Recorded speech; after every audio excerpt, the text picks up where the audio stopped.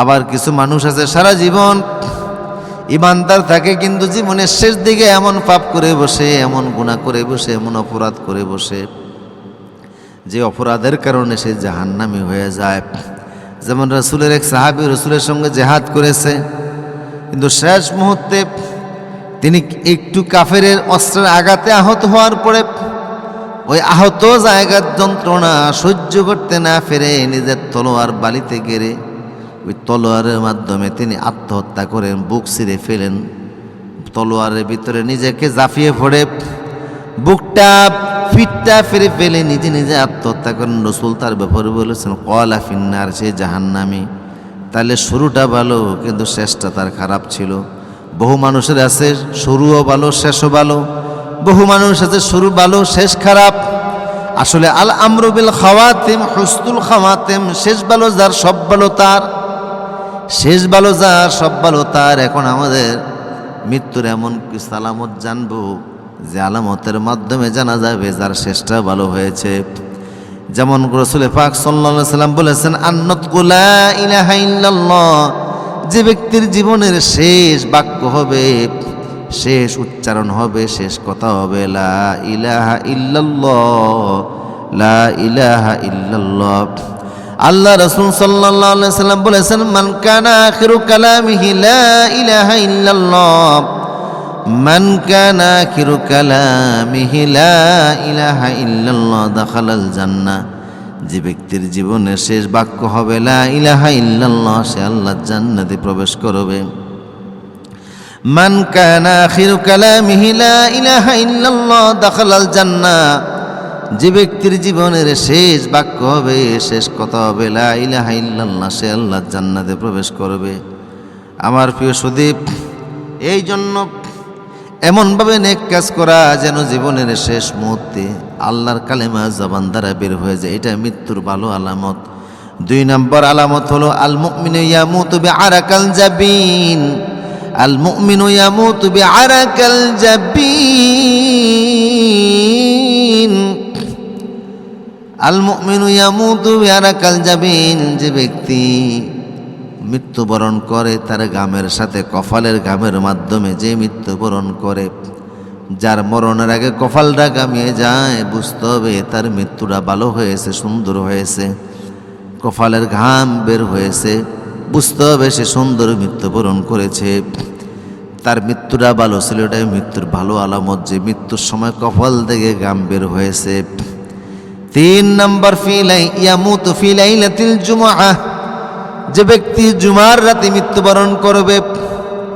আল্লাহ রাসূল সাল্লাল্লাহু আলাইহি ওয়াসাল্লামের একটি হাদিস রয়েছে, যে ব্যক্তি জুমার রাতে মৃত্যুবরণ করবে সে আল্লাহর জান্নাতে যাবে। কারণ জুমার রাত, জুমা আল্লাহর পক্ষ থেকে উম্মতি মুহাম্মাদের জন্য গিফট হিসেবে আল্লাহ দান করে দিয়েছেন। জুমার রাত মুমিনের জীবনের অন্যতম সেরা রাত। এই রাতে যারা ইন্তেকাল করে এটা হলো মৃত্যুর অন্যতম একটা ভালো আলামত।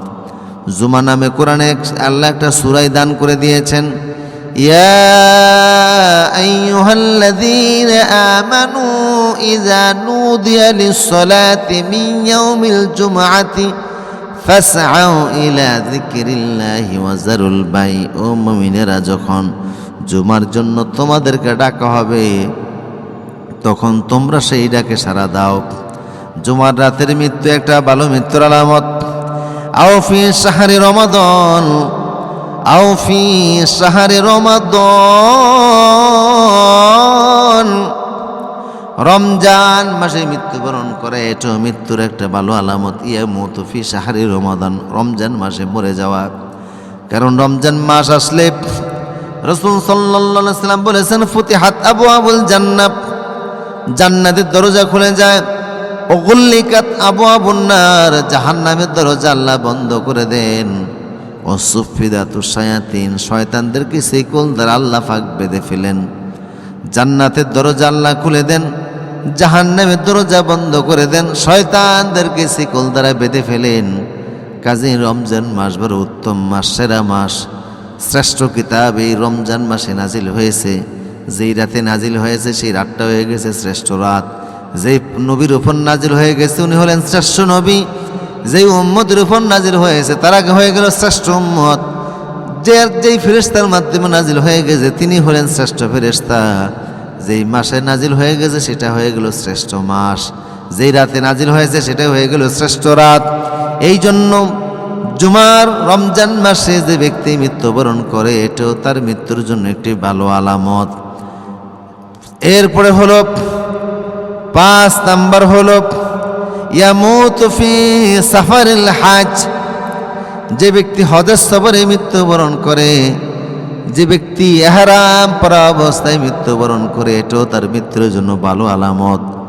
এক ব্যক্তি হজের সফরে ইহরাম পরা অবস্থায় ঘোড়ার পিঠ থেকে পড়ে মারা গেল, তার ঘাড়ের হাড় ভেঙে গেল, সে মারা গেল। আল্লাহ রাসূল সাল্লাল্লাহু আলাইহি ওয়াসাল্লাম বললেন এই ব্যক্তি কিয়ামতের ময়দানে এমন অবস্থায় আল্লাহর দরবারে উঠবে, তার মুখ থেকে লাব্বাইক ধ্বনিটা বের হতে থাকবে, সে তালবিয়া পড়তে থাকবে, সে পড়তে থাকবে লাব্বাইক আল্লাহুম্মা লাব্বাইক লাব্বাইক লা শারীকা লাক লাব্বাইক ইন্নাল হামদা ওয়ান নি'মাতা লাক ওয়াল মুলক লা শারীকা লাক।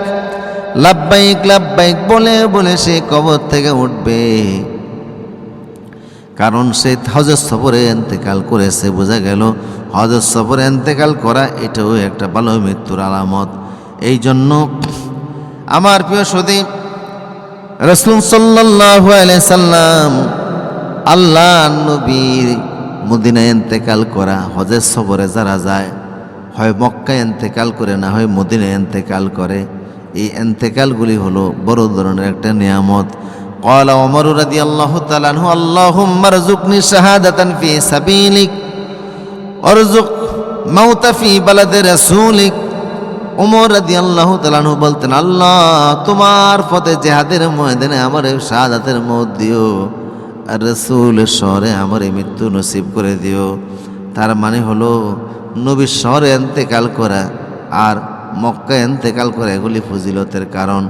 এই জন্য হজের সফরে ইন্তেকাল এটাও ভালো মৃত্যুর আলামত। এরপরে 6 নাম্বার হলো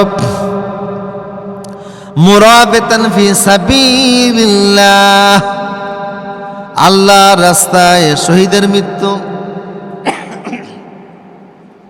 যে ব্যক্তি আল্লাহর রাস্তায় বের হয়েছে, লা তাকুলু লিমান ইউকতালু ফি সাবিলিল্লাহি আমওয়াত বাল আহইয়াউ ওয়ালাকিন লা তাশউরুন।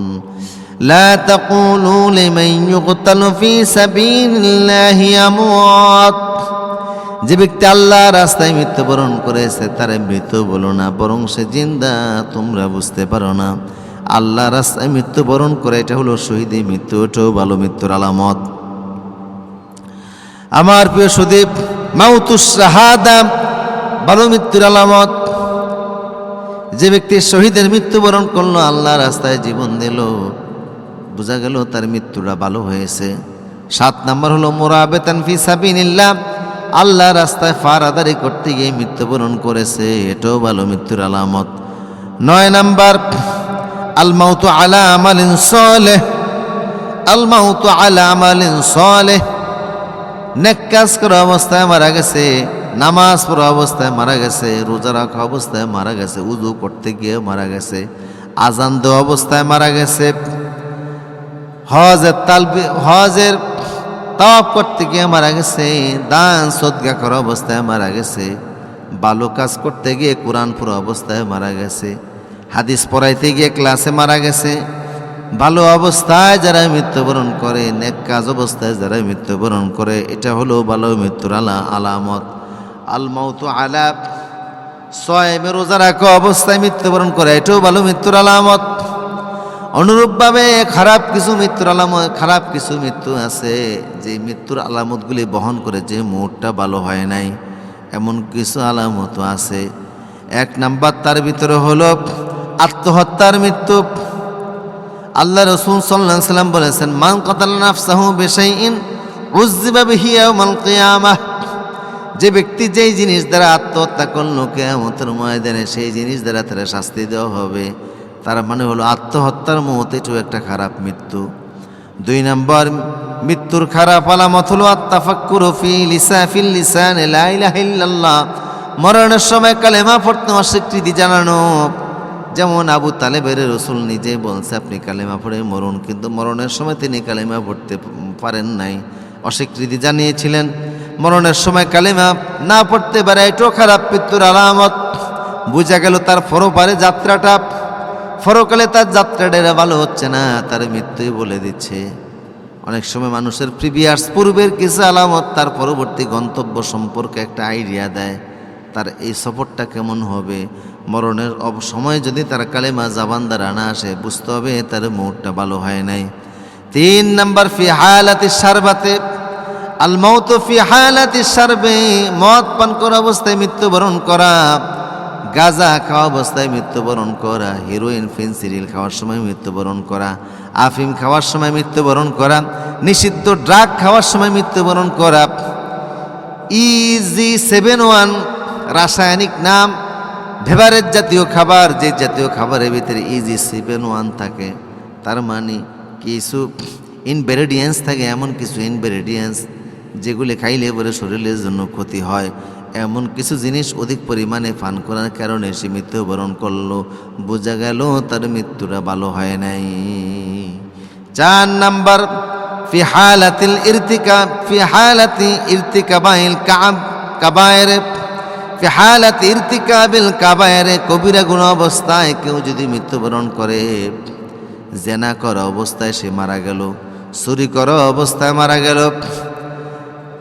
এরপরে মানুষকে ধোঁকাবাজি দেওয়া অবস্থায় মারা গেল, কবিরা গুনাহ অবস্থায় মারা গেল, এই লোকটার ভালো মৃত্যু হয় নাই, বুঝতে হবে তার মৃত্যুটা খারাপ হয়েছে।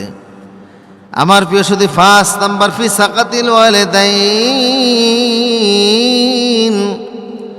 এমন অবস্থায় লোকটা মারা গেল যে তার পিতামাতা তার প্রতি অসন্তুষ্ট, পিতামাতা তার প্রতি রাগ করে আছে। আল্লাহ রাসূল সাল্লাল্লাহু আলাইহি সাল্লাম বলেছেন 4 ব্যক্তির উপরে আল্লাহ অভিশাপ দেন, তার ভিতরে এক ব্যক্তি হলো লাআনাল্লাহু মান লাআনা ওয়ালিদাহু ওয়ালিদাইহি, যে তার পিতামাতাকে অভিশাপ দেয় আল্লাহ তার প্রতি অভিশাপ দিতেই থাকেন।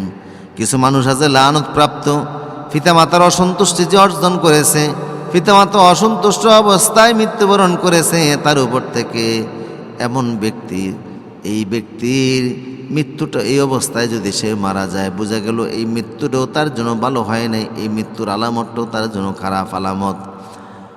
এরপরে 7 নাম্বার হলো, 7 নাম্বার ফি সাকাতি জাওজা আলা জাওজাতে, স্ত্রী এমন অবস্থায় মারা গেল যে স্বামী তার প্রতি অসন্তুষ্ট, স্বামী তার প্রতি সন্তুষ্ট ছিল না, এমন অবস্থায় স্ত্রী মারা গেছে, এই মহিলারও মৃত্যু ভালো হয় নাই, বুঝতে হবে তার মৃত্যুর আলামতটা খারাপ আলামত হয়েছে। 8 নাম্বার, কোনো ব্যক্তি মারা গেলে যদি তার এলাকার লোকজন খুশি হয়, বোঝা গেল লোকটা ভালো ছিল না, সন্ত্রাসী ছিল, খারাপ ছিল, হিরোইন করছিল, বাবা করছিল, সমাজের নষ্ট করার জন্য, যুব সমাজকে ধ্বংস করে দেওয়ার জন্য। বাবা হিরোইন গাঁজা আফিমের ব্যবসা করত, গাঁজা হিরোইন আফিম খেত, এগুলিনের ব্যবসা করত, এই অবস্থায় সে মারা গেল, যে সমাজের মানুষ বড় খুশি, এই পাপিষ্ঠ মারা গেছে, সমাজ এখন তার পাপ থেকে নিষ্কৃতি পাইল। সে আমাদের সন্তানদেরকে ধ্বংস করতেছিল, বাজে জিনিস সমাজের ভিতরে ঢুকিয়ে দিয়েছিল, গান বাজনা সমাজে হলে পড়ে সে খুশি হয়, টাকা দেয়, চাঁদাও দেয়, কিন্তু কোরআনের মাহফিল হলে খুশি তো হয় না, বরং বাধা দেয়। এই লোকটার মৃত্যুর সাথে সাথে যেই সমাজের মানুষ তার প্রতি, এই কারণে লাউ ফারিহুনাল মুসলিমুনা লিমাউতিহি, যার মৃত্যুতে যে মুসলমানরা খুশি হয়, বুঝতে হবে ওই লোকটার মৃত্যুটাও সুন্দর হয় নাই, তার মৃত্যুটাও খারাপ আলামত বহন করে মৃত্যুবরণ করেছে। সুতরাং মৃত্যুর ভালো কিছু আলামত, খারাপ কিছু আলামত আলোচনা করলাম। যে সকল আলামতের মাধ্যমে প্রকাশ পাবে লোকটা ভালো মৃত্যুবরণ করেছে, যে সকল আলামতের মাধ্যমে পরিগণিত হবে তার খারাপ মৃত্যু হয়েছে। আল্লাহ আমাদের সবাইকে ভালো মৃত্যু হওয়ার তৌফিক দান করুন।